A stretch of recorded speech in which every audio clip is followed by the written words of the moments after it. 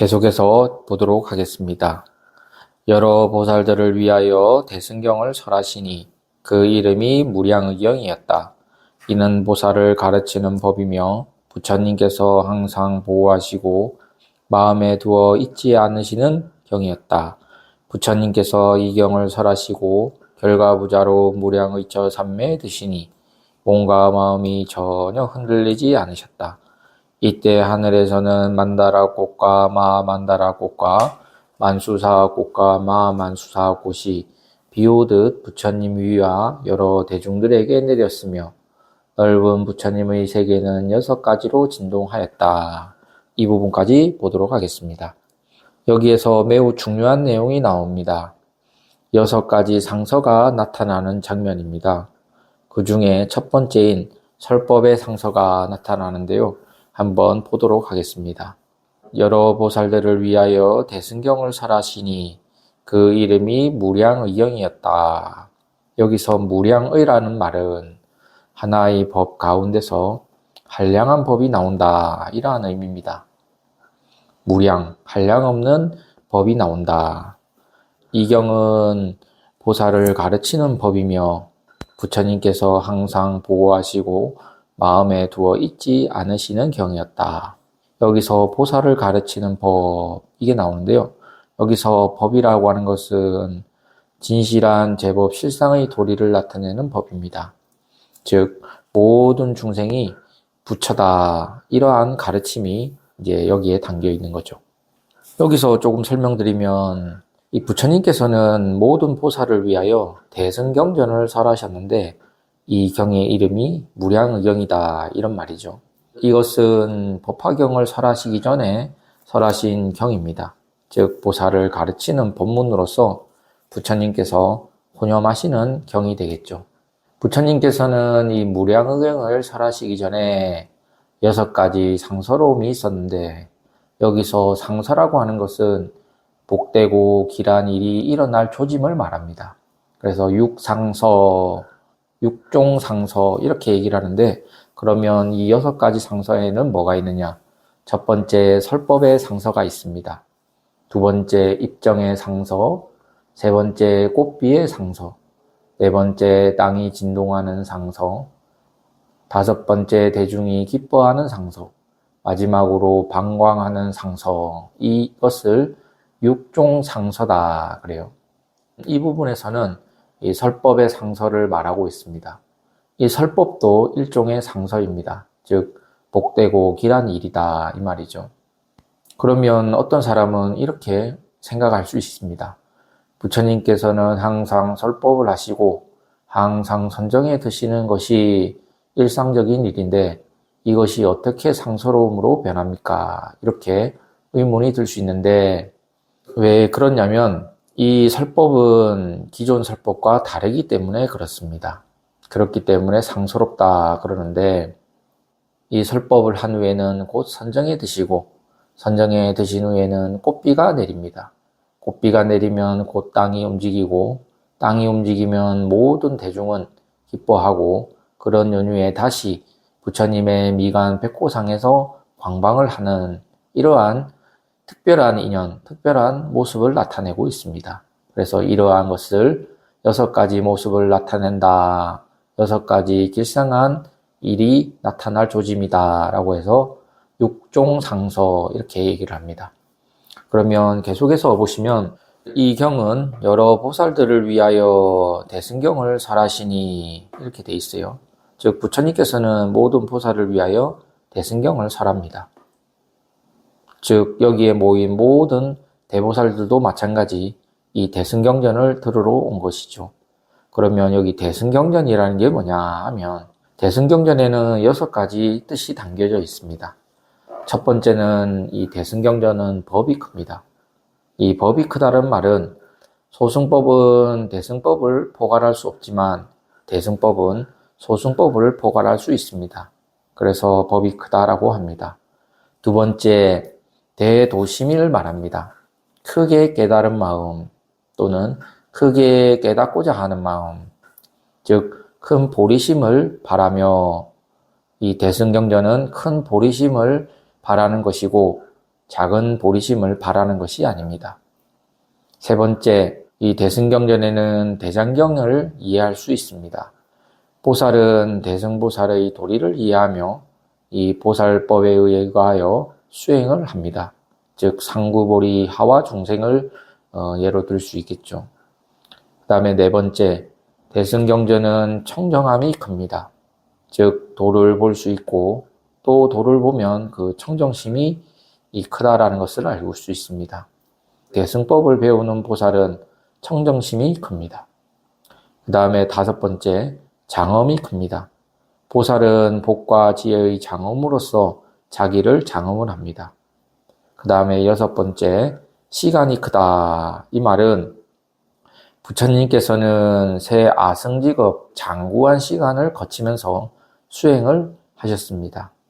일곱 번째, 구족함이 큽니다.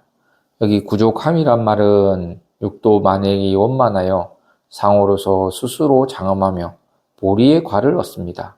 그래서 그 결과가 열매가 크다 이렇게 얘기를 하는 거죠. 그 다음에 부처님께서는 항상 보호하시고 이렇게 나오죠. 그러면 부처님께서는 무슨 목적으로 이 무량의경을 설하셨는가 하면 바로 대승보살들을 교화하여 보살도를 행하는 방법을 가르치기 위해 설하신 겁니다. 즉 무량의경은 부처님께서 증득하신 것이기 때문에 부처님께서 혼용하시는 겁니다. 그런데 이 대승법을 부처님께서는 설하지 않으려고 하셨습니다. 왜 그러냐면 이 어리석은 중생들은 대승법을 믿지 않았기 때문입니다. 여기서 믿지 않는다라는 것은 이 근계에 맞지 않는다 이 말이죠. 그러므로 부처님께서는 오랜 세월 동안 이 대승법을 설하지 않으셨습니다. 여기까지가 설법의 상서다 그러면 그 다음에는 입정의 상서를 보입니다. 부처님께서 이 경전을 설하시고 결과부자로 무량의철 삼매에 드시니 몸과 마음이 전혀 흔들리지 않으셨다. 여기 나오는데요. 무량의철 삼매라는 것은 이 법화 삼매 중에 하나인데 이 무량한 가르침을 확고히 하는 삼매입니다. 이 삼매에 드시니 몸과 마음이 전혀 흔들리지 않으셨다라고 나옵니다.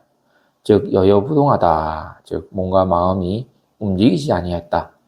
여기서 마음이 움직이지 않으셨다, 흔들리지 않았다라는 말은 이 분별심이 일어나지 않은 것을 말합니다.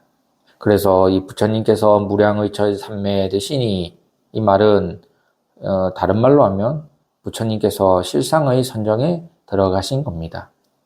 사실 우리 불교에서는 이 원래 본래 마음은 움직이지 않습니다. 법성계에도 보면 구례부동 명의불 이런 말 나오지 않습니까?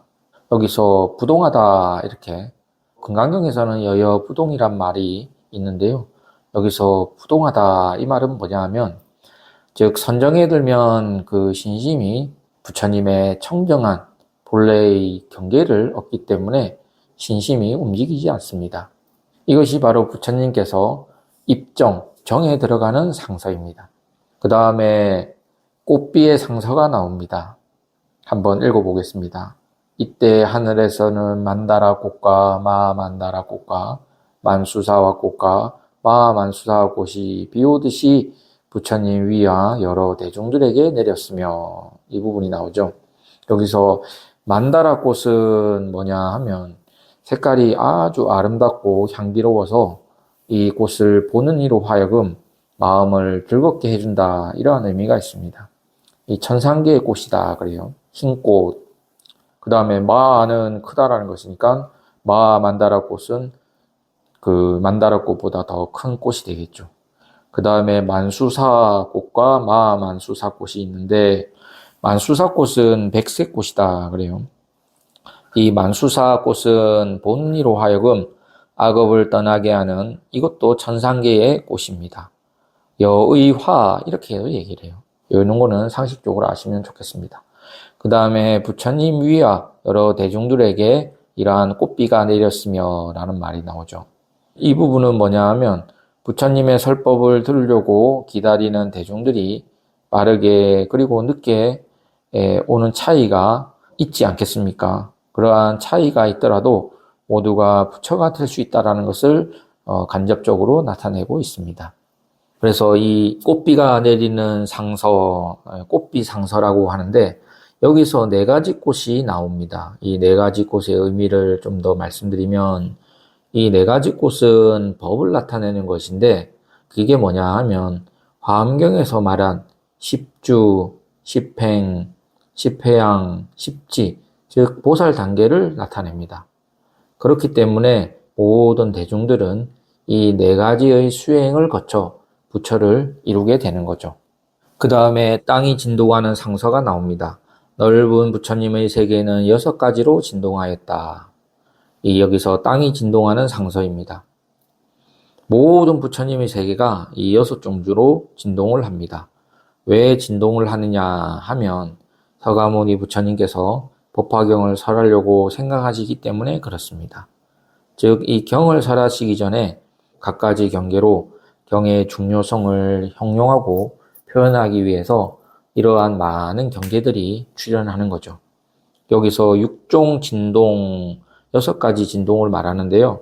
이 6가지 진동은 뭐냐 하면 벼락치고, 울부짖고, 부딪히고, 움직이고, 솟오름치고 일어나는 것을 말합니다. 진후격, 동용기, 이거를 6가지 이 진동이다 그래요. 이 6종 진동은 또 다른 말로 육군을 표시합니다. 육군이 뭔지 아십니까? 아니비설신의 이렇게 나타내는 거죠. 또 다른 의미로는 앞서 네 가지 꽃이 보살의 단계를 말한다는데 이것도 마찬가지예요. 이 6가지 종류도 법을 나타내는 것인데 화엄경에서 말하고 있는 십주, 십행, 십회양, 십지, 등각, 묘각 이것을 말합니다. 그러면 결국 6가지가 진동하는 것은 무엇을 말하느냐 하면 한 번 진동할 때마다 우리의 무명, 중생의 무명을 타파하는 것입니다. 만약 이 6가지 단계를 거치려고 한다면 즉 6번의 무명을 타파해야 되는 거죠.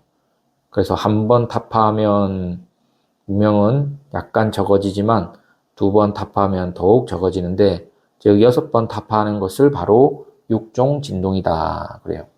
6종 진동은 이 선정을 수행하는 사람에게 일어날 수 있습니다. 즉 몸소 체험할 수 있다 이 말이죠. 자선하지 않는 사람에게도 일어날 수 있습니다. 육군이 청정해지면 그 육군이 진동하는 것을 알 수 있습니다. 그러면 육군이 왜 진동을 하느냐 하면 이 진동을 통해서 우리 무명을 깨트리기 위한 겁니다. 그러면 왜 6종류가 있을까요? 6번의 무명을 타파하기 위해서다 그러죠. 바로 본부의 무명을 타파하는 것이다. 이 건강경에서는 수다원, 사담, 아남, 아란 이 네 가지가 나오지 않습니까? 그래서 초과인 수다원의 무명, 2과인 사담의 무명, 3과인 아남의 무명, 4과인 아란의 무명을 타파하고 그런 다음에 다시 보살의 십지 무명, 그 다음에 등각 무명을 다 타파한 후에 바로 묘각, 즉 부처님의 깨달음으로 가는 거죠. 이거 이제 바로 성불입니다. 대지가 6번 진동하는 것은 6단계를 표시합니다. 수다원, 사담, 아남, 아란, 보살, 부처를 가리키며 이것은 결국 부처를 이루기 위한 6가지 단계를 나타낸 거다. 이게 바로 6종 진동의 뜻이다. 이렇게 보면 되겠습니다. 그러면 오늘 본문은 여기까지 하겠습니다. 다음에 또 뵙겠습니다.